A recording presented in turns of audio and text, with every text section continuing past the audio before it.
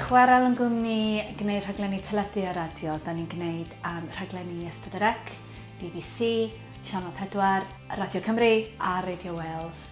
A nes I ddechrau fo 10 mlynedd yn ôl yng Nghricieth. Wel, fel da chi'n gweld, mae Chwarel wedi bod yn byw mewn fflat uwchben siop ers 10 mlynedd. A mi ydyn ni'n ehangu, a does na'm digon o le gyda ni.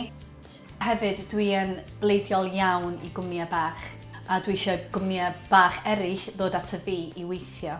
Felly, y freuddwyd oedd gennau oedd adeiladu rhywbeth ffantastig, modern, reit yn ganol Cricieth, a denu y cwmnïau bach yna at y fi.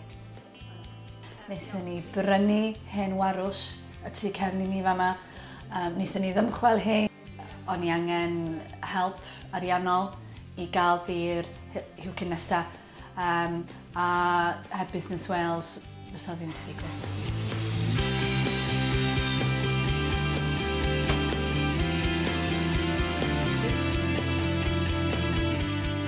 Fama di pencadlys newydd Chwarel. Mae'n adeilad tair siawr. Mae y tu blaen yn wydyr I gyd. A mi ydyn ni bobl greadigol angen ysbrydoliaeth bob bore. A felly pa well ysbrydoliaeth na Castell Cricieth sydd yn syth o'n blaen ni.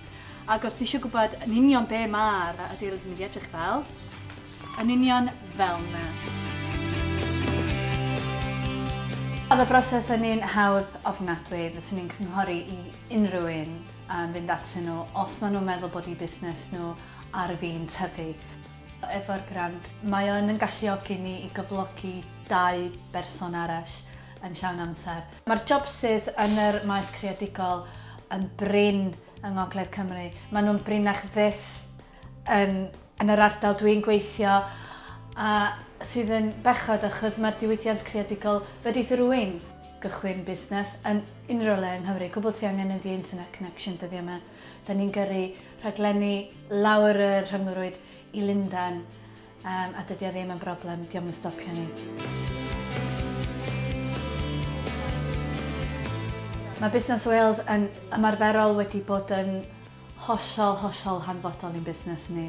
Hebddyn nhw fysa y freuddwyd sgennau o greu fatha hub creadigol yng Nghricieth sydd yn gallu gwneud rhaglenni all cael ei esblorio ar draws y byd, fysa hynna ddim wedi digwydd. Mae Busnes Wales yn ofnadwy o hyblyg. Da ni'n ffeindio nhw'n ofnadwy o hawdd siarad efo nhw. Mae'r broses o ddelio efo nhw'n hawdd. Mae yna o hyd rwy'n arall ar ochr y ffôn. Os da ni'n meddwl bod ni'n mewn problemau, da ni heb bod hyd yn hyn. Fyswn ni'n cynghori I rywun sy'n rhedeg busnes yn dati nhw.